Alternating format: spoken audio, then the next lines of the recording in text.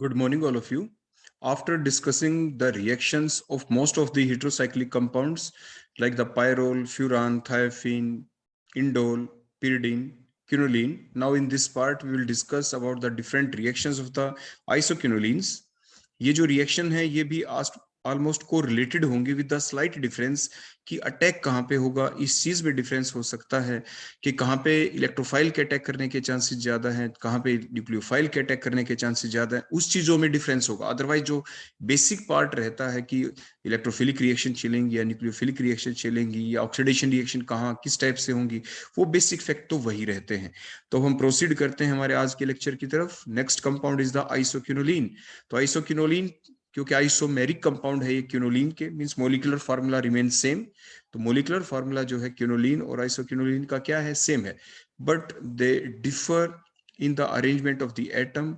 जितने भी एटम हैं, जैसे आपने देखा, अगर नंबरिंग करें, देखो 1 2 3 4 5 6 7 8, ब्रिज कार्बन एटम को बाद में नंबरिंग दी जाती, 9 और 10। तो आपने क्या देखा, नाइट्रोजन एटम की पोजीशन में डिफरेंस है। वहां पे क्विनोलिन के अंदर कहां पे था, देखो नंबर 1 पोजीशन पे था आपका नाइट्रोजन, यहाँ पे नंबर 2 पोजीशन के ऊपर है। So that's the difference. तो पोजीशन ऑफ एटम में डिफरेंस आ गया। तो आइसोमेरिक फॉर्म है ये आपस में, क्योंकि दोनों का मोलिकुलर फार्मूला सेम है, स्ट्रक्चरल डिफरेंस है इनके अंदर। So these are the isomeric compounds to each other. Next point आ जाता है कि रिएक्शन कैसी चलेगी। रिएक्शन उसी टाइप से जैसे आपने pyridine में देखा, उसके बाद क्विनोलिन और उसके बाद अब isoquinoline. Isoquinoline also have the two ring part, one is the pyridine ring part, other one is the benzene ring part। लेकिन एक चीज का ध्यान दें, जो हमने पहले भी आपको बताया था। देखो ये क्वेश्चन आपसे पूछ सकते हैं, मान लीजिए एक आपके पास देखो बेंजीन है, ध्यान देना आप यहाँ पे, ये बेंजीन है, और सेकंड हमारे पास है यहाँ पे, देखो ये pyridine ले लिया। देखो हमने ये pyridine की स्ट्रक्चर आपके सामने देखो मैंने ड्रा कर दी यहाँ पे। हम इन दो चीजों को देखो अब कंबाइन करना चाहते हैं। जो क्वेश्चन क्या बनता है वो आपको ध्यान देना है। अगर मैं दूसरी स्ट्रक्चर और बना दूं, देखो ये pyridine की, लेकिन मैं अगर यहाँ पेन लिख दूं नाउ, क्योंकि ये अकेली इंडिविजुअल स्ट्रक्चर है तो ये भी आपका pyridine ही है। तो देखो दोनों के अंदर एक तो हमने देखो pyridine लिया यहाँ पे।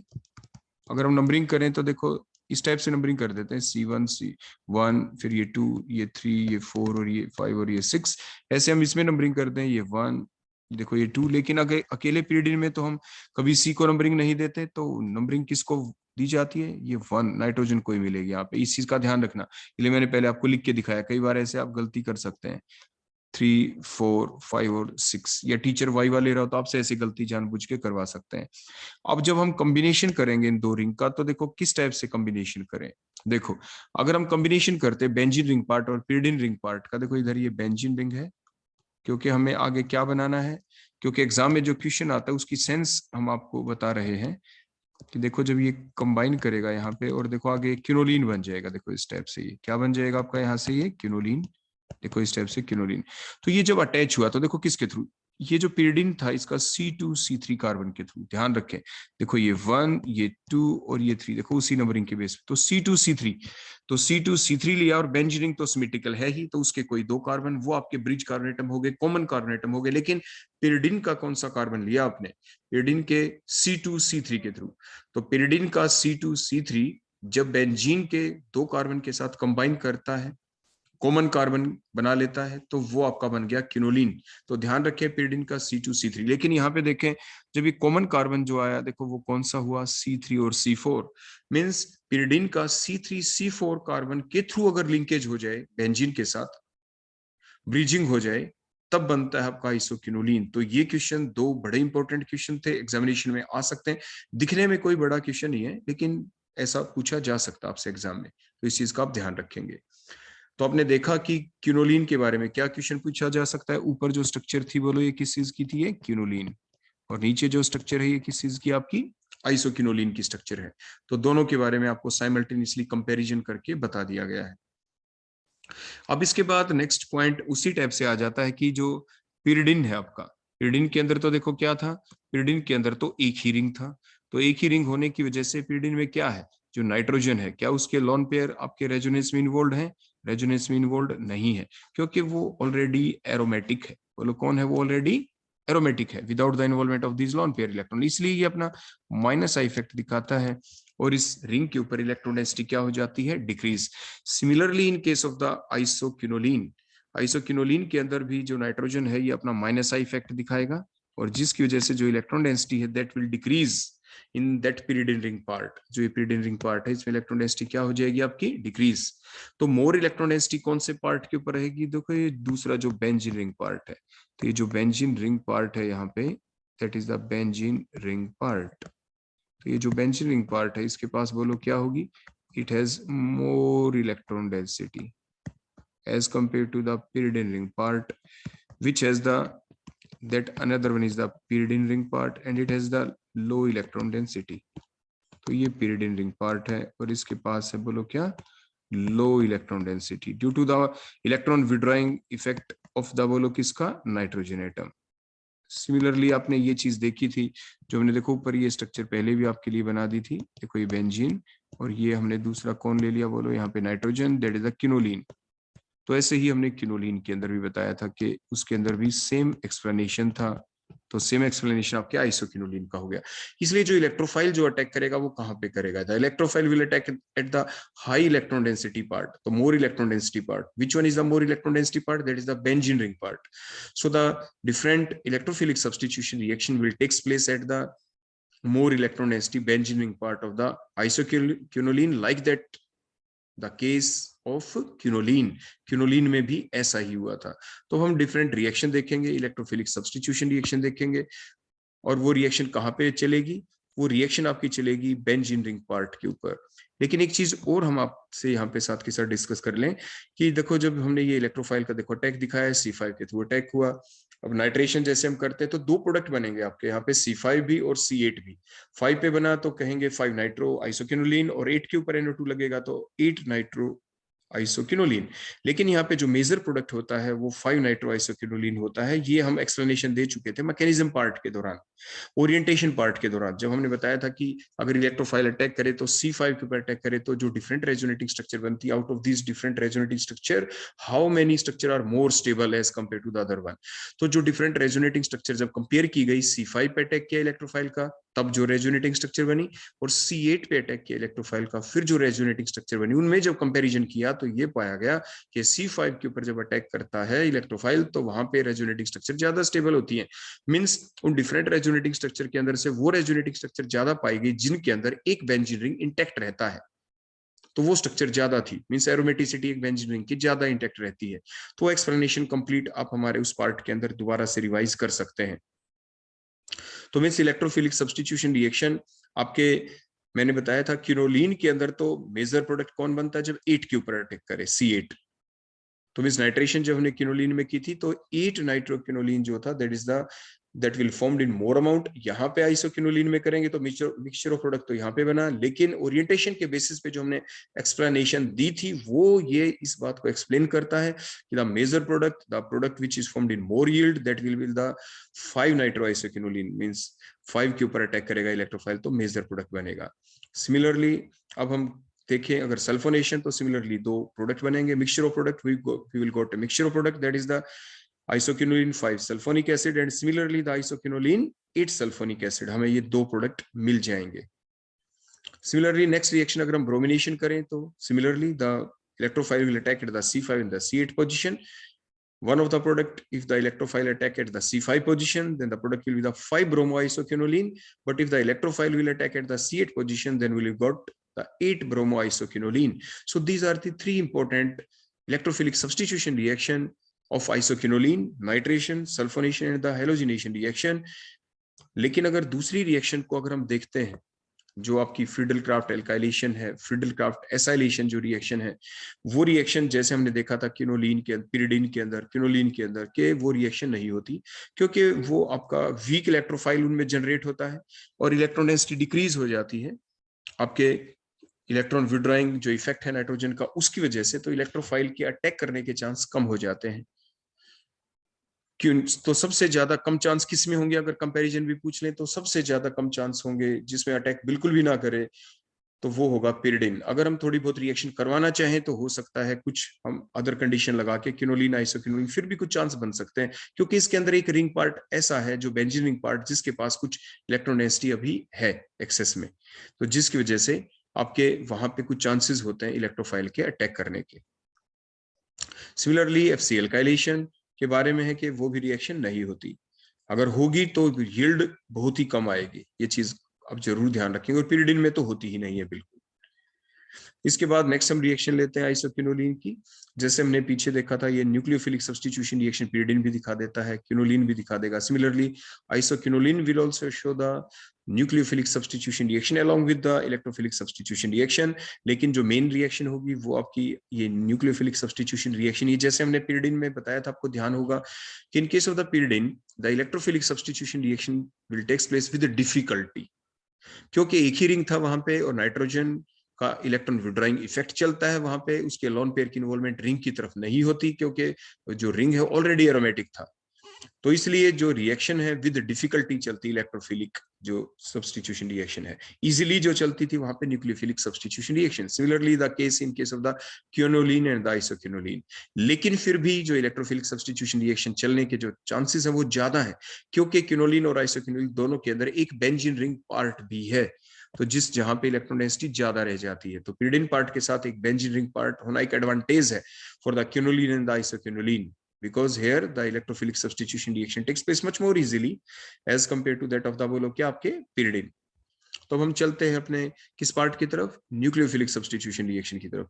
तो न्यूक्लियोफिलिक सब्स्टिट्यूशन रिएक्शन जब चलेंगे तो जो नाइट्रोजन है देखो अपना माइनस आई इफेक्ट दिखाएगा। देखो सबसे पहले तो कहां पे दिखाएगा, जो इसकी एडजेसेंट पोजीशन, एडजेसेंट कौन सी है, देखो अगर हम नंबरिंग करते हैं 1 2 3, देखो इस टाइप से 4, तो बोलो एडजेसेंट कौन बनी, नाइट्रोजन के साथ वाली, नाइट्रोजन नंबर 2 पे आया, तो एक तो C1 पोजीशन और दूसरी बोलो कौन होगी, C3 position, C1 and the C3 position. तो यहाँ पे आपकी कैसा चार्ज डेवलप हो जाएगा, देखो पॉजिटिव चार्ज, तो जिसकी वजह से आपके इन पोजीशन के ऊपर कौन अटैक इजीली कर देगा, means nucleophile will easily attack at the C1 position और एट द C3 पोजीशन, लेकिन मोर चांसेस दोनों जगह ही है, लेकिन जो हम पाई बॉन्ड के इलेक्ट्रॉन की शिफ्टिंग दिखाएंगे वो ज्यादा इफेक्ट किसके ऊपर पड़ेगा, एट इंस्टेंट एकदम वो C2 पोजीशन, इसलिए मेजर प्रोडक्ट जो बन के आता है that is the C1 position वाला, वो मेजर प्रोडक्ट बन के आता है as compare to the C1 position.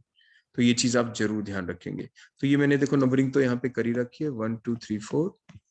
देखो फर्दर जब इलेक्ट्रॉन, देखो हमने ये भी नंबरिंग कर दी दोबारा से 1 2 3 4 5 6 7 8, और आप ये बताएं ध्यान रखें कि ब्रिज कार्बन एटम को नंबर लास्ट में दिया जाता है 9 और ये 10।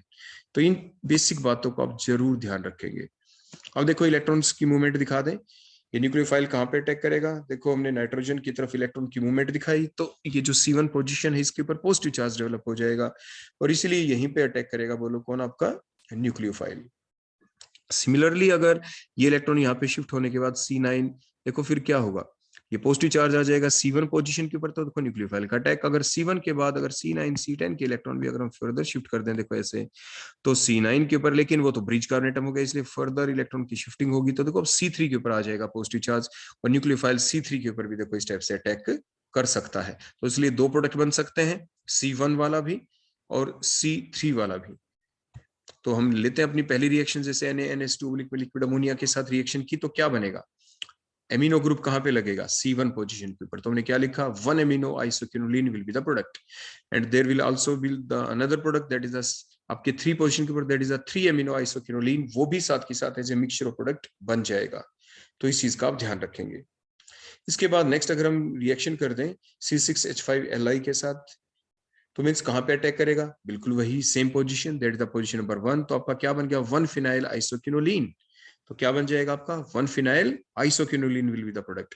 नेक्स्ट अगर हम KH के साथ रिएक्शन करें तो OH ग्रुप उसी टाइप से लग गया, बोलो कहां पे, 1 hydroxy isoquinoline will be the product.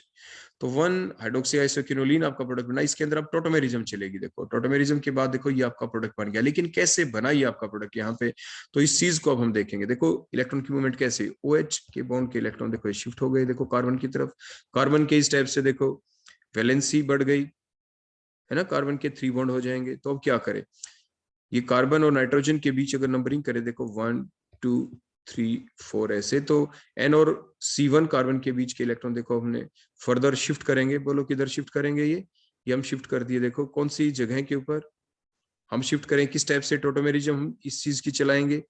तो टोटोमेरिज्म जब हम यहाँ पे चलाते हैं तो अब क्या होगा, यहाँ पे इलेक्ट्रॉन्स किधर लेके जाएं, देखो दोनों इलेक्ट्रॉन्स सिंपल पहुंचा दे आप नाइट्रोजन के पास, क्योंकि यहाँ पे तो डबल बॉन्ड बन गया सी और ओ के बीच, तो नाइट्रोजन के पास इलेक्ट्रॉन जाने से नाइट्रोजन पे नेगेटिव चार्ज, नेगेटिव के पास पॉजिटिव आएगा, पॉजिटिव कौन, यही एच। तो आपने देखा ये एमाइड लिंकेज बन गए, देखो CONH एमाइड लिंकेज है ये आपकी। तो आइसो जो यहाँ पे आपकी एमाइड लिंकेज वाले आपके कंपाउंड बन गए, टोटोमेरिज्म आपकी चली और आपके एमाइड ग्रुप क्रिएट हो जाता है इस प्रोसेस के दौरान। इसके बाद नेक्स्ट हम रिएक्शन देखते हैं आइसोक्विनोलिन की। तो फर्दर रिएक्शन हम देखेंगे रिडक्शन रिएक्शन। तो अगर हम बिर्च रिडक्शन करें तो इसकी देखो क्या होगा, यहाँ पे हमने क्या दिखाया कि C3C4 और यहाँ पे C2 और N के बीच देखो ये डबल बॉन्ड ऑल्टरनेटिवली प्रेजेंट है। बेसिक चीज हम कई बार आपको बता चुके हैं, डबल बॉन्ड बिकम सिंगल, जो कंजुगेशन में है दो double bond, double single double, ये तो डबल बॉन्ड बिकम सिंगल और जो उनके बीच में सिंगल है वो बिकम डबल, जैसे आपके यहाँ पे देखा गया। और आपका प्रोडक्ट बन गया 1,4 डाइहाइड्रो आइसोक्विनोलिन, क्योंकि जो H लगे हैं देखो वो कहाँ पे लगे, अगर नंबरिंग करें 1 2 3 और 4 तो आपके C1 के ऊपर देखो ये H लग गया देखो यहाँ पे, और ऐसे C4 के ऊपर देखो आपका H लग जाता है यहाँ पे, सो कॉल्ड एज द 1 और 4 के ऊपर आपके हाइड्रोजन लग गए। एक हाइड्रोजन देखो पहले से था, डाई हाइड्रोजन क्यों कहा, देखो C1 के ऊपर आप ध्यान से देखिए पहले से एक H है, C4 के ऊपर देखिए पहले से देखो एक H है, ये एक H तो है ही पहले से, एक एक H और लगा है, एक H जुड़ गया आपका C1 के ऊपर, एक लग गया C4 के ऊपर, तो एक 1 के ऊपर एक H के ऊपर दो हाइड्रोजन ही लगे, एक 1 के ऊपर एक 4 के ऊपर, so called 1,4 डाइहाइड्रो। So 1,4 डाइहाइड्रोआइसोक्विनोलिन will be the product. Similarly अगर आप जिंक एसिटिक एसिड के साथ रिएक्शन करें, देखो ये आपका मेजर प्रोडक्ट बन जाता है 1,2 डाइहाइड्रोआइसोक्विनोलिन। मींस आपके जो ये नाइट्रोजन है, देखो ये नाइट्रोजन और ये आपके जो C1 पोजीशन है इनके बीच का देखो ये जो डबल बॉन्ड है, यहाँ पे इस पार्ट की प्रोडक्शन हो गई, तो इसलिए इसको कहा गया 1 और 2 के बीच। तो 1,2 डाइहाइड्रो isoquinoline will be the product. अगर हम कंप्लीट रिडक्शन कर दें तो प्रोडक्ट क्या बनेगा, मींस उसे पर हाइड्रो आइसोक्विनोलिन कह सकते हैं, या 5 डबल बॉन्ड है इस पूरे स्ट्रक्चर के अंदर तो आप उसे कह देंगे डेका हाइड्रोक्विनोलिन। जैसे कि आपने देखा था क्विनोलिन के केस में, तो यहाँ पे कहेंगे डेका हाइड्रो आइसोक्विनोलिन, सॉरी क्योंकि आइसोक्विनोलिन है, देखो हम आइसो वर्ड लगा देंगे यहाँ पे। सो डेका हाइड्रो आइसोक्विनोलिन, जैसे क्विनोलिन के केस में क्या बना था डेकाहाइड्रोक्विनोलिन, तो यहाँ पे क्या कहलाएगा ये प्रोडक्ट आपका decahydro isoquinoline will be the product. तो ये हमने रिडक्शन रिएक्शन देखी। इसके बाद नेक्स्ट अगर हम स्टीफन्स टाइप की रिडक्शन कर दे TnHCl के साथ, तो जो आपका pyridine रिंग पार्ट है उसके अंदर रिडक्शन हो जाएगी, देखो ये रिडक्शन हो गई आपकी। और कहाँ पे कितने H लगे आपके, देखो C1 के ऊपर C2 C3 C4, ये जो डबल बॉन्ड है इस पार्ट के ऊपर देखो कंप्लीट रिडक्शन हुई, इसी पार्ट बेंजीन रिंग इंटैक्ट है, 4 H लगे, so called as the 1 2 3 4 tetrahydro isoquinoline will be the product. तो 1 2 3 4 टेट्राहाइड्रो आइसोक्विनोलिन है, ये आपका प्रोडक्ट बन जाता है। तो ये डिफरेंट रिडक्शन की एक्सटेंट है। नेक्स्ट अगर हम KMnO4 के साथ ऑक्सीडेशन करें, तो पीछे हमने एक बेसिक फैक्ट आपको बताया था कि कौन सा रिंग पार्ट है जहां पे इलेक्ट्रॉन डेंसिटी ज्यादा है, क्योंकि ऑक्सीडाइजिंग एजेंट है, ये ऑक्सीडेशन करेगा, तो कौन से प्रोडक्ट बनने के चांसेस ज्यादा है, देखो ये बेंजीन रिंग पार्ट जो है it is the high electron density, तो इस पार्ट का ऑक्सीडेशन अगर हो जाएगा तो किस टाइप से होगा, जैसे आपको पीछे बताया भी था हमने क्विनोलिन के केस में। तो यहाँ से देखो इस बॉन्ड का क्लीवेज C5 C6 के बीच, यहाँ से C7 C8 के बीच क्लीवेज, और ये क्लीवेज होने से मैंने आपको पहले भी समझा दिया था, अब फिर एक बार फिर आपको आइडिया दे दे, देखो बेसिक आइडिया, देखो ये स्ट्रक्चर हमने बना दी, यहाँ पे नाइट्रोजन अटैच है, ये pyridine रिंग पार्ट हमने शो कर दिया। इसके बाद देखो ये बॉन्ड C5 वाला बॉन्ड, ये C8, यहाँ पे डबल बॉन्ड का देखो क्लीवेज हुआ, डबल बॉन्ड O आ जाएगा क्योंकि ऑक्सीडेशन है, डबल बॉन्ड O आ जाएगा, फर्दर ऑक्सीडेशन तो O ही आएगा, कार्बन का नेक्स्ट बॉन्ड देखो C है, यहाँ पे कार्बन के 4 बॉन्ड पूरे हो गए, ऑक्सीजन के तो नहीं हुए, तो अब ऑक्सीजन के पास कौन वैलेंसी पूरी करेगा, H लगा के पूरी करते हैं, तो इस टाइप से आपका ये प्रोडक्ट बन जाता है।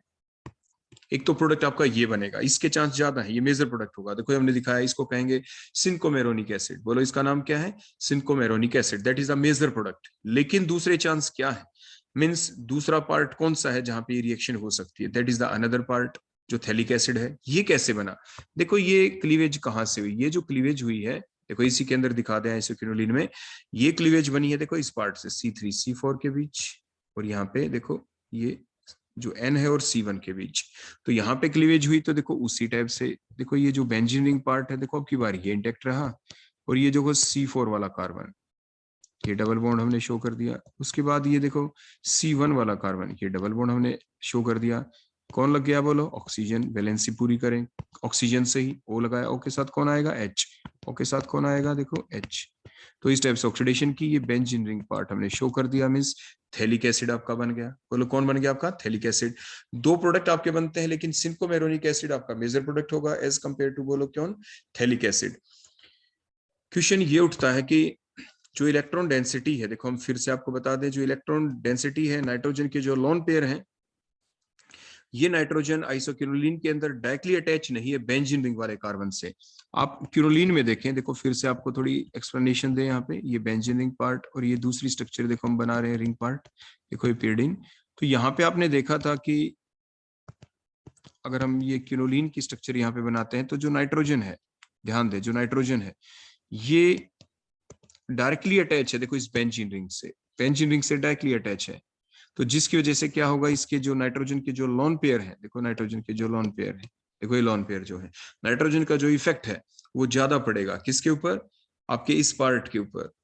तो इसलिए आप ध्यान रखें कि आपके जो प्रोडक्ट हैं वहां पे हमने देखा था कि आपका मेन जो प्रोडक्ट बना था आपके क्विनोलिन के अंदर, वो हमने सिर्फ इस पार्ट का ऑक्सीडेशन किया था, because it is a more electron density part, more electron density part. Similarly यहाँ पे भी cinchomeronic acid it is the major product, लेकिन ये पाया गया कि आइसोक्विनोलिन की जब हम ऑक्सीडेशन करते हैं तो ये प्रोडक्ट भी पाया गया रिएक्शन मिक्सचर के अंदर during the structure determination.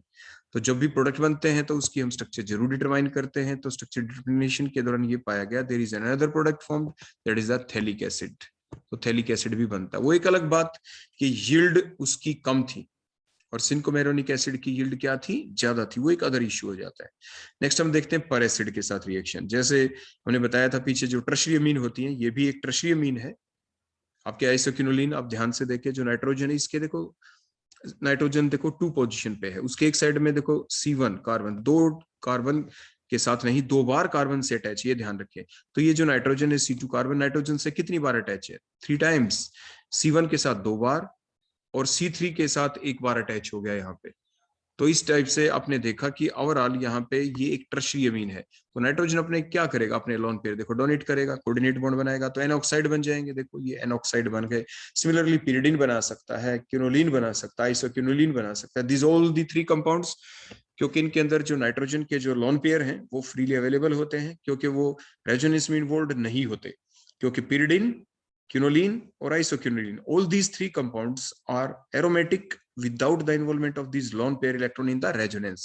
So ये नाइट्रोजन के जो lone pair है ये इनके थ्रू कोऑर्डिनेट इजीली बना लेंगे, कोऑर्डिनेट बॉन्ड ऑक्सीजन के साथ, एनऑक्साइड इजीली बन जाएगा जब आप इसमें पर एसिड डालते हैं, चाहे पर बेंजोइक एसिड डालें जो अभी हमने लिखा C6H5COOH, या आप पर एसिटिक एसिड डालें तो आपका एनऑक्साइड इस टाइप से बन जाते हैं। तो तीनों कंपाउंड के अंदर आपके एनऑक्साइड बनेगा, देखो आपके pyridine के अंदर भी बन जाएगा, वो ऑलरेडी एरोमेटिक है without involvement of lone pair electron, quinoline में भी बन जाएगा, आइसोक्विनोलिन में बन जाएगा, और टर्शियरी अमीन के अंदर भी बन जाता है, जैसे हमने पहले ही बताया था। देखो ये नाइट्रोजन के ऊपर देखो ये 3 R ग्रुप अटैच हैं, तो ये टर्शियरी अमीन होता है। नाइट्रोजन के ऊपर कौन है? ये लोन पेयर के थ्रू ये कोऑर्डिनेट बॉन्ड बना लेगा। ऐसे ही ऑक्सीजन के साथ अगर हम इसमें क्या डाल देंगे बोलो, आपके पर एसिड डाल दें, तो पर एसिड डलते ही साथ ऐसे एन ऑक्साइड बन जाते हैं। या तो आप देखो जैसे हमने ऊपर दिखाया नाइट्रोजन के ऊपर पॉजिटिव चार्ज, ऑक्सीजन के ऊपर बोलो क्या? नेगेटिव चार्ज, आप वो शो करें, या आप ये एरो से शो करेंगे कोऑर्डिनेट बॉन्ड को। आप ऐसा नहीं कर सकते, ये बेसिक फैक्ट और बता दें कि आप एरो भी दिखा दें और नाइट्रोजन के ऊपर पॉजिटिव और ऑक्सीजन के ऊपर नेगेटिव चार्ज दिखा दें, so that is a wrong structure. अब ये गलत हो जाएगा। तो ये बेसिक फैक्ट ये भी आपको साथ के साथ बता दिया कि कोऑर्डिनेट बॉन्ड की रिप्रेजेंटेशन आपको कैसे करनी होती है। ऊपर हमने रिप्रेजेंटेशन दिखा दी पॉजिटिव नेगेटिव के साथ, आपके आइसोक्विनोलिन के अंदर जो एनऑक्साइड बना, और यहाँ पे टर्शियरी अमीन के साथ जो दिखाया इसमें हमने पॉजिटिव नेगेटिव चार्ज नहीं लगाया, यहाँ पे हमने कोऑर्डिनेट बॉन्ड लगा के छोड़ दिया ताकि दोनों तरह की रिप्रेजेंटेशन आपको स्क्रीन के ऊपर साइमल्टेनियसली दिख जाए और आपको ये बात समझ में आ जाए। तो ये थी डिफरेंट रिएक्शन आइसोक्विनोलिन की, और उससे पहले हमने सारे हेटेरोसाइक्लिक जो और कंपाउंड थे उनकी रिएक्शन स्टडी कर ली। So thank you, that all about the today's lecture on the isoquinoline. Thank you.